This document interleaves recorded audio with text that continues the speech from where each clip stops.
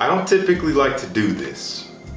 I try to keep things in a positive frame. I don't like to talk from the negative point of view, but we have to acknowledge that it can be helpful, especially for those of you who are looking to be a little bit more discerning in your purchases. Now, the one thing I want to get out of the way here, by me expressing the opinions I'm about to express, I'm not trying to say you should not buy these fragrances, or at least not check them out. I've talked about that in other videos.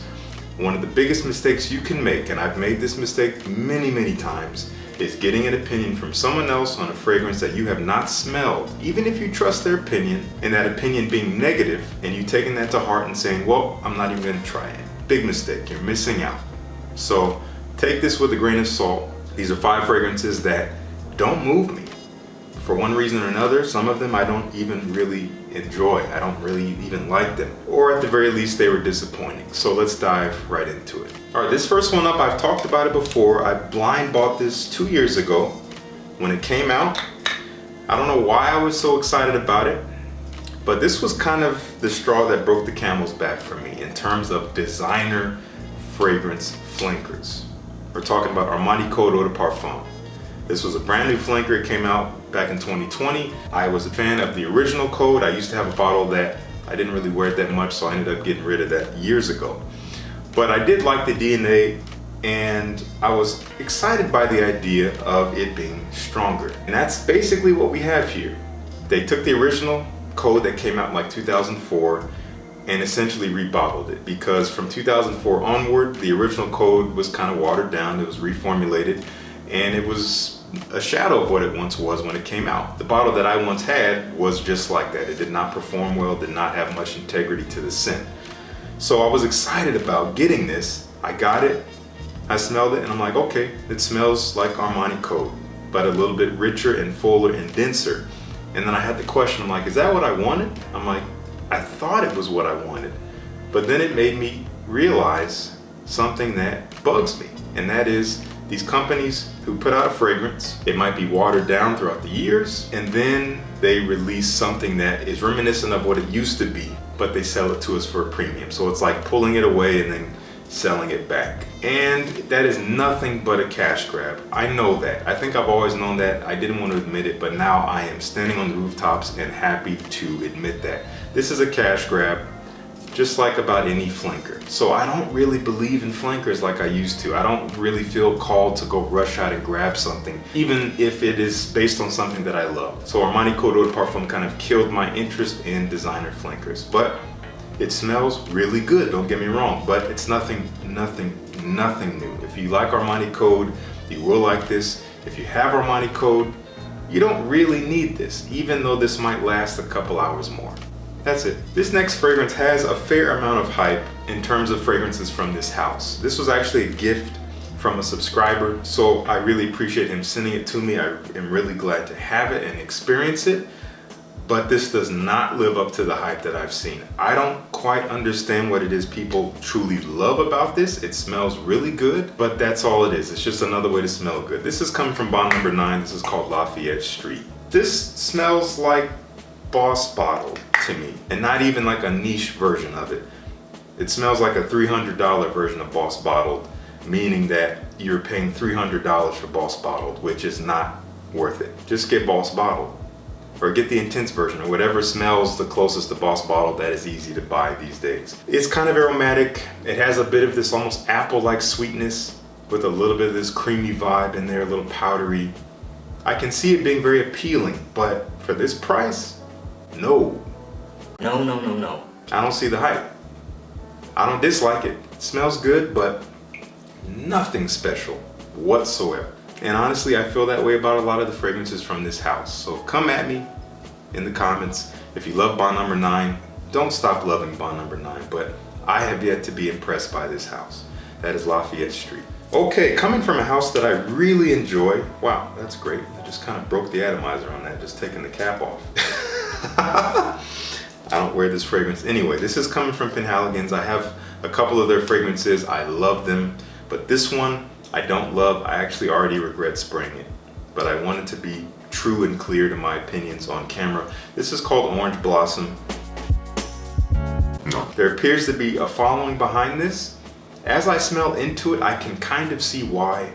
It is a very distinctive personality, and that I can appreciate. It is unmistakably and unapologetically orange blossom. It is that slightly powdery, slightly citrusy floral quality, but it is sweet. It is quite sweet, almost in a candied way, which makes it smell kind of like potpourri or some kind of bathroom spray. The quality's okay, but the overall character of it is just strange and it's just not pleasant. I don't like this fragrance. Now, fortunately, I bought it blind for a very low price. A good friend of mine, who I'm not blaming this on at all, he was at a store. He said, hey man, they got a couple of these bottles. This one's discontinued. Want me to pick you up one? It's like 40 bucks. I was like, yep, send him the money. He picked it up. I smelled it. And that was Corbin, by the way, from Northwest Scent. And I'm like, I will never wear this in my life. I might end up gifting this to Grace because I think I did have her smell it and she found it okay, which was surprising because she doesn't love white florals. But that is Orange Blossom. I love the others I have, but this one, do not like. Up next here, from the house of Dunhil, this was a blind buy. I have 2 fragrances from this collection. I blind bought both of them. One of them I have had Grace smell on my skin and on paper, and she did not like it. Either way, that's Agarwood. And the more I smelled it, I'm like, it's okay. It's not a great oud fragrance. I can appreciate it though, but I probably won't get much wear out of it. This was another one I blind bought alongside it. I got it for a decent price compared to retail. I think I paid like 90 bucks, but for 90 bucks, I was expecting so much more. I don't even remember the name of it. It's Lavender's, I think it's Valensole Lavender or something like that. This reminds me of another fragrance from Dunhil called Dunhil Icon Racing. It has this juvenile shower gel, fresh, powdery bubblegum quality. I was like, wait, where is the lavender? Where is the quality? I was expecting like photorealistic or olfactive realistic lavender, but no, this smells like an Invictus type of fragrance. I don't know what the heck they're going for. And again, I paid 90 bucks for this. It's like paying 90 bucks for Icon Racing, which is not worth it. You can find that fragrance way cheaper. I was totally disappointed. Again, does it smell bad? No, it's a likable scent. It's fresh. It's a little sweet. It's kind of soapy in a way, but it's just kind of a mess. There's not much going on here. Again, if this sounds interesting to you, don't let my opinion stop you. But if you're asking me what I think about it, I think it is not worth the money. You can get things cheaper that smell exactly like this. Very disappointed. Dunhil Valensole Lavender. And the final disappointment here, this came out a couple years ago. This was a reinterpretation or rebottling or whatever the heck Dior is doing with their fragrances these days. Very, very disappointed with this on my skin. Again, it smells great. In fact, I think I like this the most out of all these on this list. But it just dies on my skin. It falls flat. It has no character. This is the new Dior Homme Intense 2020. It does smell reminiscent of Dior Homme Intense, but it's like they basically watered it down with the new Dior Homme 2020, which I do enjoy. But they combined like half of Dior Homme Intense with that. So it's kind of like this transparent version of what Dior Homme Intense used to be. It dries down to just like boring woods, like boring ISOE Super or Vetiver or something like that. Opening is really nice. You get that powdery, iris, kind of waxy. You get that kind of chocolatey leather feel all coming together. It smells great. It actually smells better on paper than it does on my skin, but as it dries after like an hour, I'm just like, where did it go? Where are you? Just stick with the original Dior Homme Intense. You can still get it at the discounters. I need to get me a bottle because I got this and I thought, okay, I'm gonna get this. I don't even need the old one. I'm like, no, I need the old one. This thing is not it. Disappointed. Dior Homme Intense 2020. Okay, now it's your turn. I'd love to know, what do you think of these fragrances? If you are offended by any of my opinions, then you need to reevaluate what you're doing in this hobby. You should not be offended by anyone's opinion if it has nothing to do with your life. If I don't like something you like, then that's just what it is, because you may not like something that I like, and I don't really care. And we just keep living life and we can agree to disagree, and I'll see you in the next video.